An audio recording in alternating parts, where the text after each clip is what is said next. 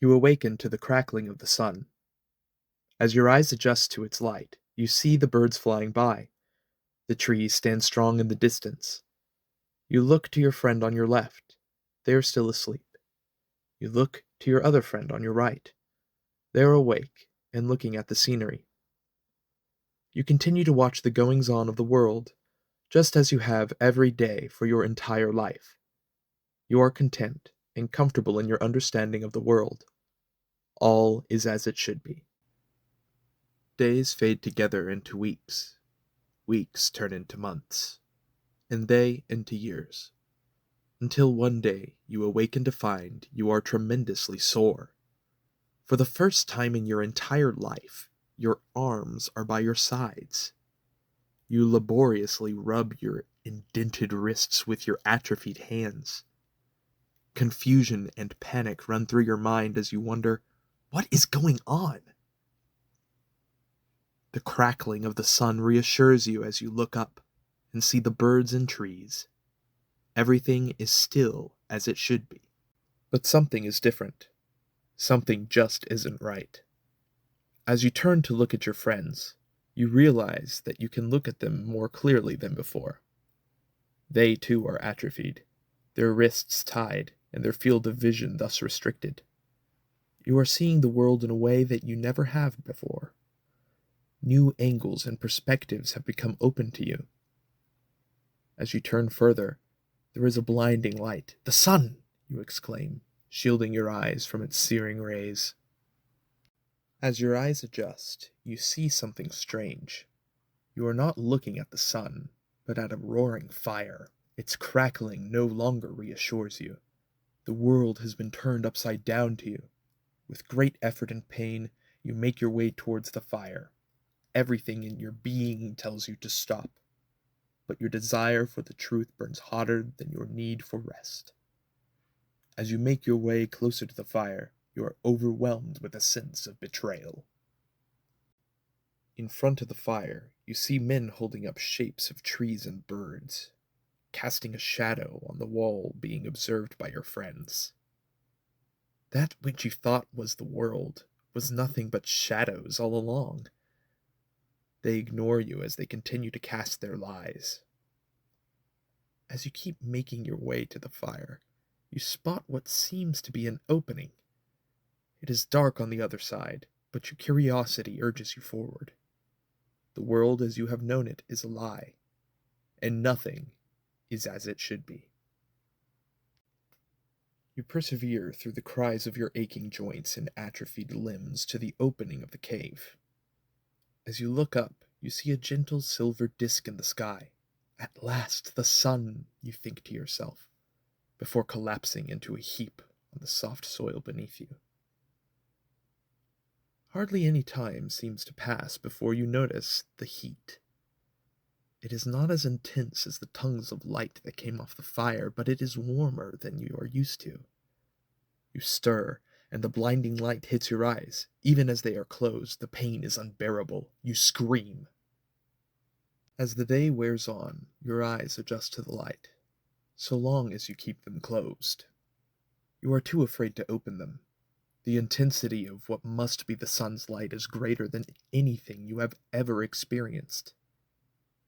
How could anything exist outside of the place you thought of as home? Especially with the sun being so bright and intense. You await the coming of night so that you can explore. There is a drive within you to understand the world you find yourself in. Eventually, you open your eyes, and for the first time you see the beauty of the world. You see real birds fly by, and real trees that you can touch. How could I have ever thought those shadows were trees or birds, you think to yourself. You become stronger and more confident in your understanding of the world. Days become weeks, which become months. One day, you think of your friends, still stuck in the cave, imprisoned by their false understanding. Moved with compassion and worry for your friends, you return to the cave. When you reach your friends and loosen their restraints, They complain of the soreness they feel in their emaciated bodies. You remember the pain you felt, and tell them it will all be worth it once they see the true world. They wince in pain as you pass the fire, and gasp at the men holding the cutouts of birds and trees. When you reach the opening, your friends scream in pain as the sun hits their eyes. They refuse to uncover their eyes. They're terrified. Your friends turn around and return to their original spots in the cave. They sit comfortably in their understanding, in a prison of their own making. What you just heard was a dramatic retelling of Plato's Allegory of the Cave. There is a life lesson hidden within this story that we as a society need to understand. This story has been spoken about in countless videos by creators far more skilled than I, and has been written about in papers by scholars far more intelligent than I'll ever be. Bearing that in mind, I believe that there is something important in the story that can be applied to our everyday lives. We live in a strange new world. It is unlike anything Plato could have possibly imagined. We commute to work in a personal vehicle or perhaps even on public transportation. When we get bored, we have access to infinite entertainment tailored to our own personal preferences. This is where the problem starts. In our desire for entertainment and information, we have created a monster. It has become almost impossible to find reliable information on the internet, and Plato's Allegory of the Cave can tell us why, at least in part. Our character begins their journey in a state of bliss. They're comfortable and they're content with the world they live in. This comfort can be likened to the comfort we feel when we hear something we agree with. Hearing opinions that match our own makes us feel safe and at home. It lulls us into a sense of community and pierces our loneliness. It fills a void that all of us have in our hearts. This void is created by our first desire, to be understood. At times it can feel entirely impossible to be understood in the real world, so we turn to a place where we hear what we want, when we want, for as long as we want. Our character's first sign of discomfort comes as their bonds are loosened. The soreness they feel in their body as a result of a lack of movement resembles what can happen when our beliefs are challenged. Perhaps you've experienced a friend or a loved one challenging your beliefs in a way that you had not thought to before.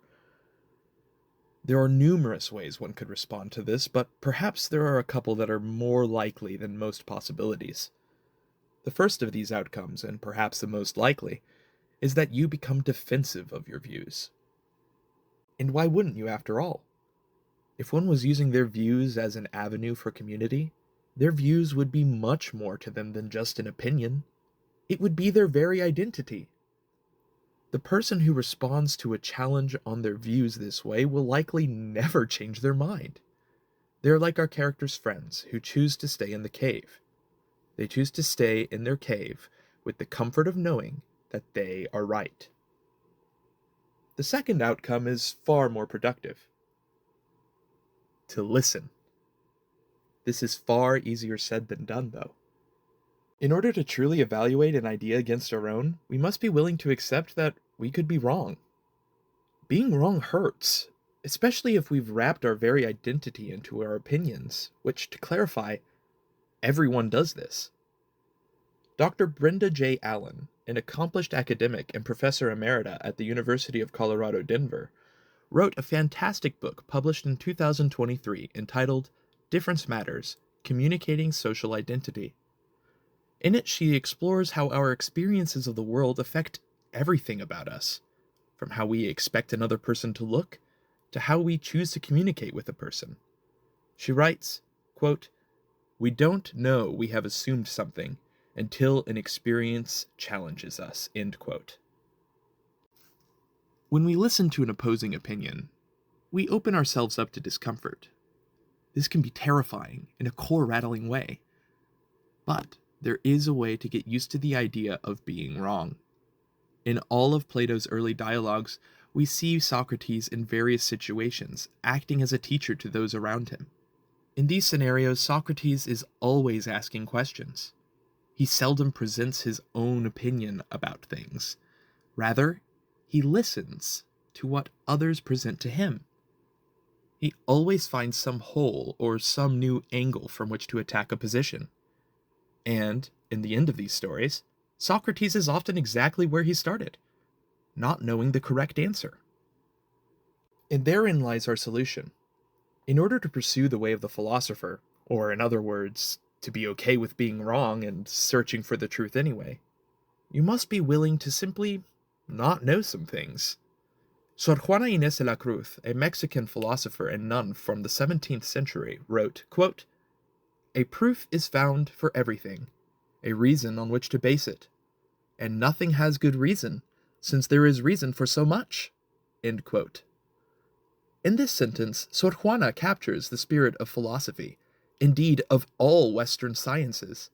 We must be willing to be wrong, and we must understand that it is okay not to know.